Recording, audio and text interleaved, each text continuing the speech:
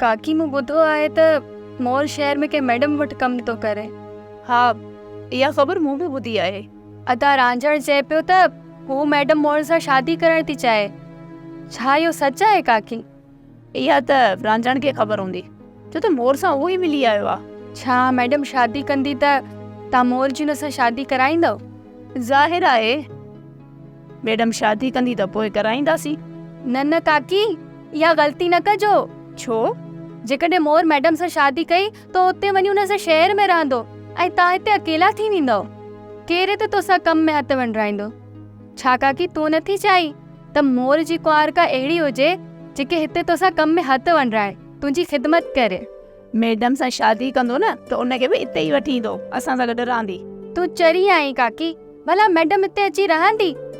हुनखे कहिड़ो लाचार आहे त बंगला छॾी हिते कखन में अची वेहे? अलाए, मतां वेह बि सही। हिकु त हू हिते वेहंदी कान, जेकॾहिं वेहंदी त तोखे घर जे कमनि में लोड़ाईंदी। इन करे मां तोखे सलाह ॾींदसि त मोर जी भुल में बि हुन मैडम सां शादी न कराइजांइ। हितां को रिश्तो ॻोल्ह जेके अचे त हिते अची तुंहिंजी ख़िदमत करे, तोखे खट ते विहारे मानी खाराए। हा, चई त सही थी, पर हिते बि को भलो रिश्तो मिले न। काकी थोरो सोचींदीअ त हितां तोखे मोर लाइ रिश्तो मिली वेंदो। बाक़ी मैडम सां शादी कराइण लाइ सोचजा बि न काकी, पछताईंदो।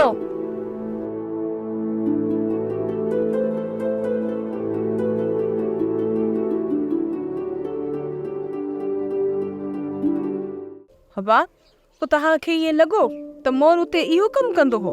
काकी, मोर त असांखे हुन घर जो मालिक लॻो।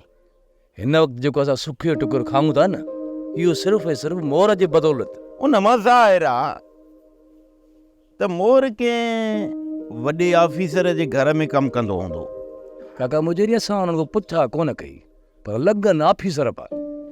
मालिक साईं मोर खे ख़ुशि रखे, जेको असां सभिनी जो सहारो बणियो। पोइ मोर खे पाण सां गॾु वठियूं अचो हा न। काका मुंहिंजे इहो मुनासिब कोन लॻो। अञा हुननि मोर खे ताज़ी पघार ॾिनी। ऐं काका मुंहिंजे ॿियो त वरी महीनो बि पूरो कोन थियो, अॻ में ई ॾेई छॾियऊं। इहो तव्हां सुठो कयो।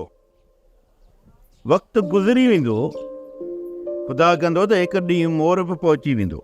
हा सही, तूं बि हुनखे हितां भॼाए कढंदे ॼण सॼो तरु हुन जो हुजे। ओ पाण मरते तो ॿियनि जे दर ते पिन जा टुकुर खाईंदो। कांडेरा, तव्हां मुंहिंजे दर ते कोन था खाओ, रब थो ॾे, पर इहा ॻाल्हि जे मुंहिंजे ॿुधी होती न सख़्तु नाराज़ थी पवंदव। ॿीहर जे तूं ऐं लाहू ते हिक ॿिए खे मेणा ॾिना न, तव्हांजो ताक़दर रहणु मुश्किल थी वेंदो।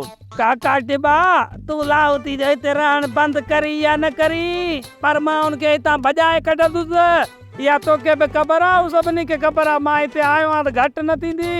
हितां भॼाए कढंदो ॼण सॼो तरु हिन लाहू थीअ जो आहे।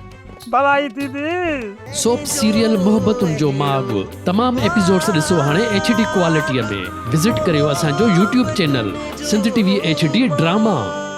सब्सक्राइब कयो असांजो official YouTube channel Sindh TV HD drama ऐं वधीक अपडेट लाइ बेल आइकन खे क्लिक करियो।